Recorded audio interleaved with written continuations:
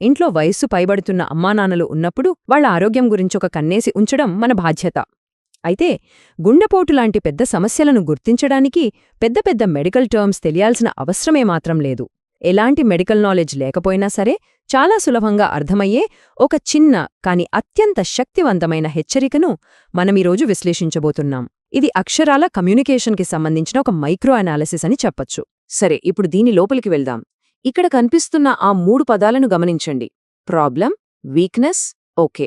నమ్మండి, మనం విశ్లేషిస్తున్న ఆ మూల వీడియోలో వినిపించే మొత్తం సమాచారం కేవలం ఈ 3 పదాలు. వినడానికి కొంచెం ఆశ్చర్యంగా ఉంది కదా? గుండెపోటులాంటి ఒక పెద్ద సమస్యను వివరించడానికి ఇంతకంటే తక్కువ పదాలెవరైనా వాడతారసలు? కానీ ఈ 3 పదాల వెనుక ఉన్న ఆంతర్యం మాత్రం చాలా లోతైనది. ఒక డిజిటల్ యుగంలో అతి ముఖ్యమైన వైద్యాంశాన్ని ఎంత సూటిగా, ఎలాంటి అదనపు వివరణలు లేకుండా చెప్తున్నారో ఇక్కడ అర్థం చేసుకోవచ్చు. ఇక్కడ అసలు ట్విస్ట్ ఏంటంటే ఆ నెంబర్ 5. ఆ వీడియో టైటిల్ చూస్తే ఈ 5 గుండెపోటు లక్షణాలు అని చాలా స్పష్టంగా రాయబడుంటుంది. సహజంగానే ఎవరైనా సరే ఒక 5 వేర్వేరు లక్షణాలు వింటామని ఆశిస్తారు. ఛాతీలో భయంకరమైన నొప్పి రావడం, ఎడమచేయి లాగడం, దవడ నొప్పి రావడం, లేదా విపరీతంగా చెమటలు పట్టడం, ఇలాంటి పెద్ద పెద్ద సిమ్టమ్స్ లిస్ట్ వస్తుందని మనం అనుకుంటాం. ఆ శీర్షిక మనలో ఒక క్యూరియాసిటీని పెంచుతుంది. కానీ లోపలున్న అసలు కంటెంట్ ఆ అంచనాలకు ఎంత భిన్నంగా ఉందో చూస్తే ఆశ్చర్యం వెయ్యక మానదు. ఇప్పుడు ఇక్కడ నిజంగా ఆసక్తికరమైన విషయమేమిటంటే, టైటిల్లో 5 లక్షణాలు అని చెప్పినా అసలు అందులో ప్రధానంగా వినిపించే ఒకే ఒక్క పదం వీక్నెస్ లేదా బలహీనత. ఇది ఉదయం నుండి సాయంత్రం దాకా పనిచేస్తే వచ్చే మామూలు అలసట కానే కాదు. ఇదొక sudden and serious warming sign. ఒక చిన్న ఉదాహరణ చూద్దాం. రోజూ సాయంత్రం ఎంతో ఉత్సాహంగా వాకింగ్కి వెళ్లే మన నాన్నగారు సడన్గా ఒక్క అడుగు కూడా ముందుకు వేయలేనంత నీరసంగా కూలబడిపోతే ఎలా ఉంటుంది? అది వయస్సు వల్ల వచ్చిన నీరసం కాదు. ఇలా అకస్మాత్తుగా ఏ కారణం లేకుండా మన పెద్దవాళ్లలో కనిపించే ఆ తీవ్రమైన బలహీనతే అతి పెద్ద ప్రమాద ఘంటిక అని ఈ పదం మనకు స్పష్టం చేస్తోంది. దీని అర్థం చేసుకోవడానికి పెద్ద మెడికల్ డిగ్రీలు అవసరం లేదు. మరియు ఇది అద్భుతంగా వివరిస్తుంది. ఒక ప్రాబ్లం లేదా సమస్య మొదలవ్వడం, దాన్ని కరెక్ట్ టైంలో గుర్తించి ఫైనల్గా అంతా ఓకే అవ్వడం.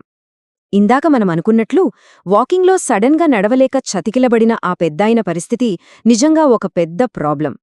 కానీ ఆ సడన్ వీక్నెస్ని కేవలం వయస్సు పైబడటం వల్ల వచ్చిన నీరసంగా లైట్ తీసుకోకుండా వెంటనే అలర్ట్ అయ్యి ఒక మెడికల్ ఎమర్జెన్సీగా గుర్తించిన మరుక్షణమే ఆ సమస్యను పరిష్కరించే దిశగా అడుగులు పడతాయి.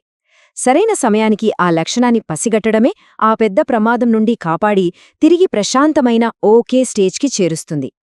ఈ 2 చిన్న పదాల మధ్య ఉన్న ఆ ఎమోషనల్ జర్నీ ప్రాణాలను నిలబెట్టే అంత గొప్పది. ఈ రోజుల్లో మనందరి జీవితాలు ఎంతో బిజీగా మారిపోయాయి. గంటల కొద్దీ మెడికల్ పుస్తకాలు చదివే టైం మనకుండకపోవచ్చు. ఇక్కడున్న ఆ ఇంగ్లీష్ టెక్స్ట్, ఆ యూట్యూబ్ షార్ట్స్ హ్యాష్ట్యాగ్లు గమనిస్తే ప్రాణాలను కాపాడే ఇలాంటి హెచ్చరికలు ఎంత వేగంగా, ఎంత చిన్న వీడియోల రూపంలో మన ముందుకొస్తున్నాయో అర్థమవుతుంది. మనమిలాంటి వీడియోలను జస్ట్ అలా స్క్రోల్ చేస్తూ చూసేస్తుంటాం. కానీ అందులోని ఆ కోర్ మెసేజ్ మాత్రం మన బుర్రలో ప్రింట్ అయిపోవాలి. ఎప్పుడైనా మన ఇంట్లోని పెద్దవారు సడన్గా తీవ్రమైన నిస్సత్వకు గురైనప్పుడు మన మైండ్లో వెంటనే ఆ వీక్నెస్ అనే పదం ఫ్లాష్ అవ్వాలి. అప్పుడే ఈ బైట్ సైజ్ మీడియా ఫార్మాట్ల అసలు పర్పస్ సాల్వ్ అవుతుంది. మనం ఈ విశ్లేషణ చివరికొచ్చేశాం.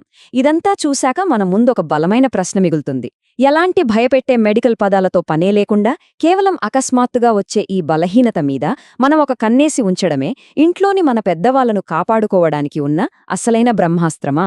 ఆ ఒక్క చిన్న లక్షణాన్ని సరైన టైంలో పసిగట్టడం ద్వారానే ఒక ఊహించని ప్రమాదం నుండి వాళ్లను సురక్షితంగా ఓకే అనే సేఫ్ జోన్కి తీసుకురాగలమా?